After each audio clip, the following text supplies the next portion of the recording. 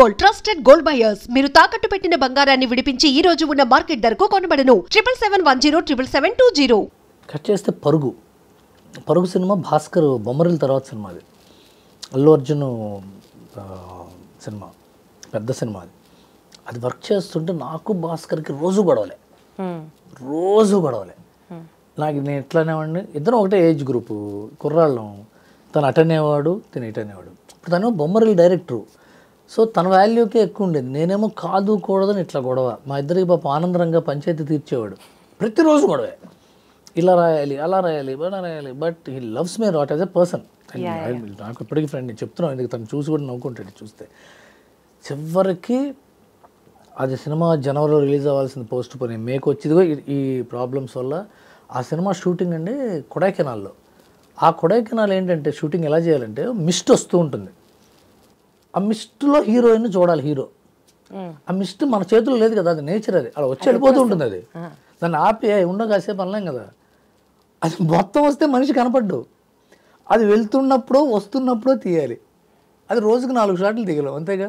అంటే వేరే పనులు చేసుకున్నప్పుడు వాళ్ళు మిస్ట్ వచ్చిందని తీసేవాడు. అదేంటది 200 మీటర్లు దిగి మళ్ళీ 200 మీటర్లు ఎక్కాలి కొండ. అది ఆక్సిజన్ తక్కువ ఉండేది. పైగా అదేంటి సమ్మర్లో కొడైకెనాల్ బ్రహ్మాండంగా ఉంటుంది. అది ఆగస్ట్, సెప్టెంబర్, అక్టోబర్లో చేశారు. అక్కడ చలి, చాలా హార్డ్షిప్స్ ఫేస్ చేసిన తర్వాత నాకు కరెక్ట్ డిసెంబర్ 31 నాడు హార్ట్ అటాక్ వచ్చింది. ఆ పరుగు సినిమా జరుగుతున్నప్పుడు డిసెంబర్ 31 వచ్చి జాన్ 1 నాడు నాకు ఏదో ట్రీట్మెంట్ చేశారు. మళ్ళీ జాన్ 7 నుంచి నేను was in the shoot. Recover అయిపోయారు. హలో ఫటక్ నేను 4థ్కే ఇంటికి వచ్చా. 4th నాకు 4 రోజులు ఉంచుతారు హాస్పిటల్లో. 4th ఇంటికి వచ్చా, 7th మళ్ళీ షూటింగ్ వెళ్ళిపోయారు.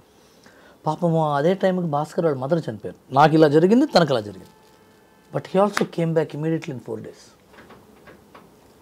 అప్పుడు కష్టపడి చివరి దాకా డబ్బింగ్లో, ఎడిటింగ్లో, పబ్లిసిటీలో కాపీ అలా వెళ్ళి ప్రసాద్ మల్టీప్లెక్స్లో షో వేశారండి.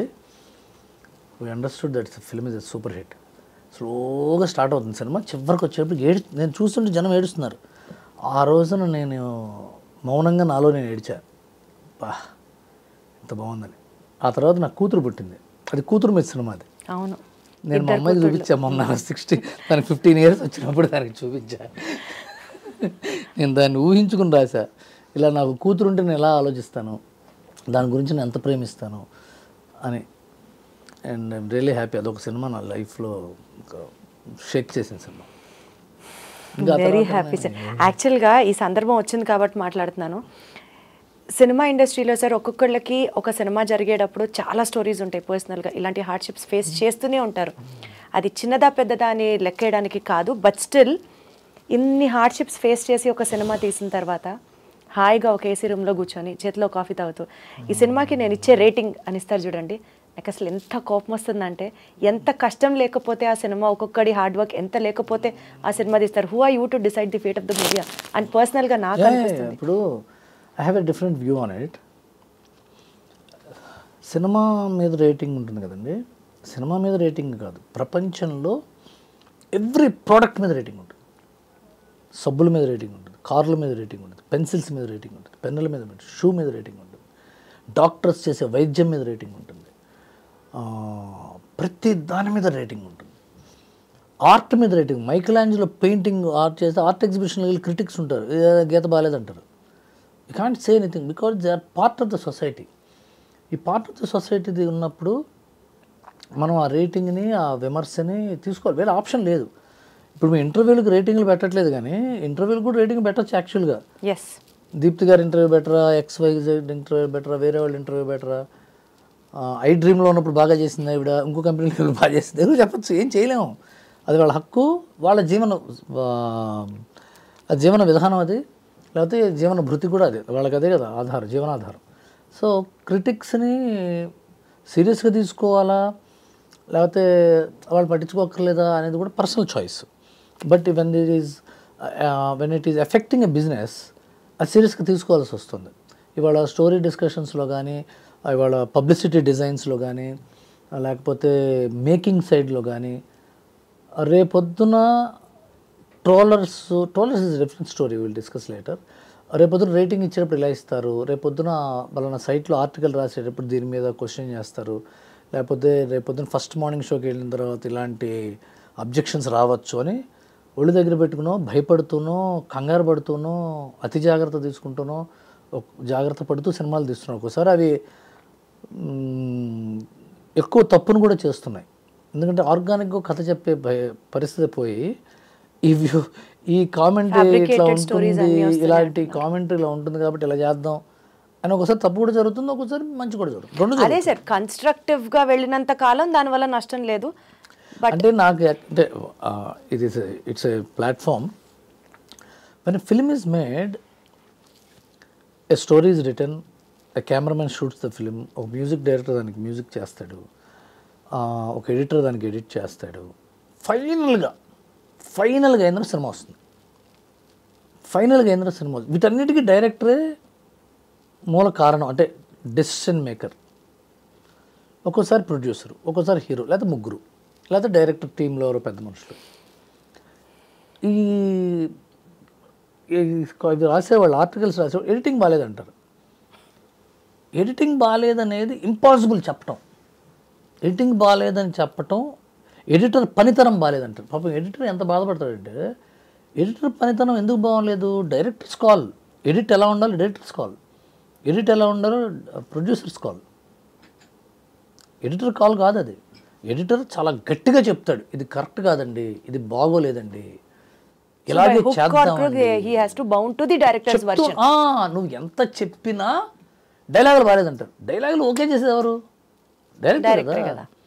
ఒకసారి హీరోకి ఈ డైలాగ్ కంఫర్టబుల్ లేకపోతే హీరోయిన్ బొంబాయి అమ్మాయి, లేకపోతే ప్రకాష్ రాజుల గారు పెద్ద మనిషి వచ్చి, ఆయన మహానుభావుడు, విద్వత్తు ఉన్న వ్యక్తి, ఆయన రే ఇలా కాదురా ఇంకోటి రా చేద్దాం అంటాడు.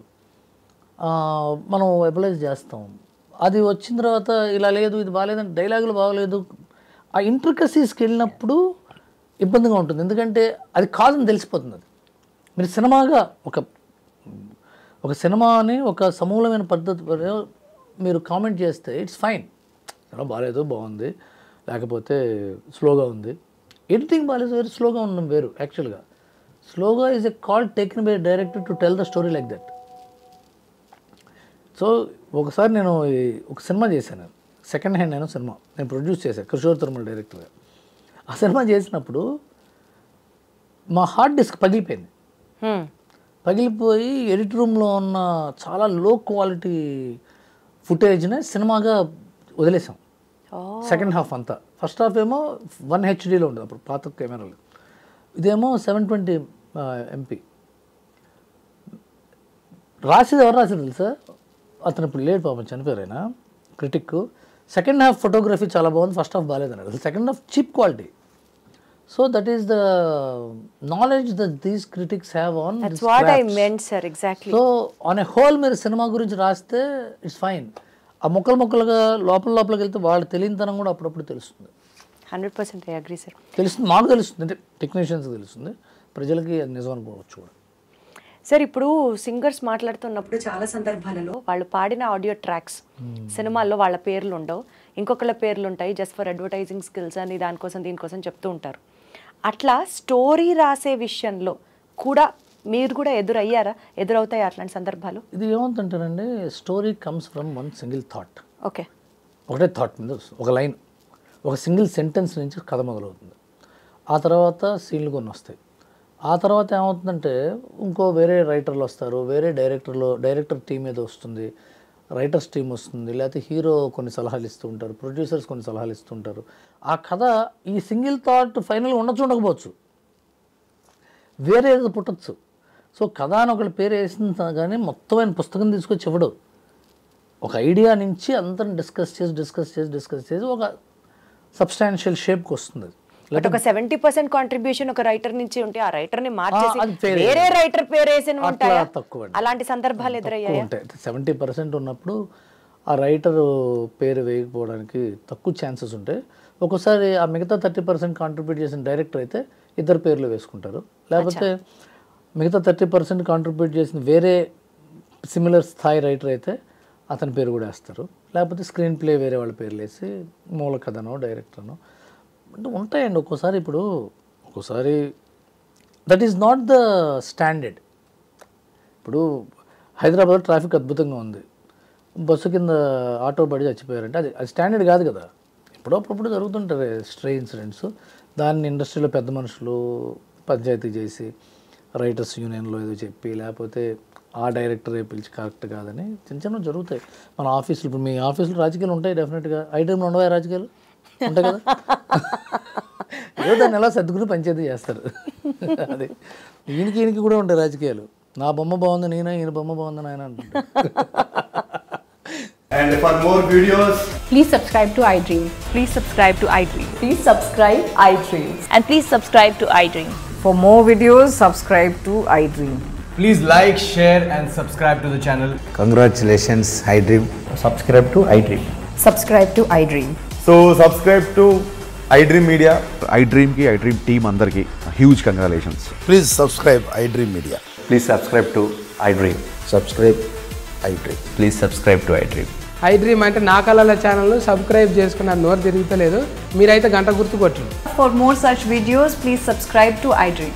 Subscribe to iDream. Please subscribe to iDream. Please subscribe iDream Media. Please do subscribe to iDream. Please subscribe to iDream Media. For best entertainment and information, please subscribe iDream. And don't forget to subscribe to iDream.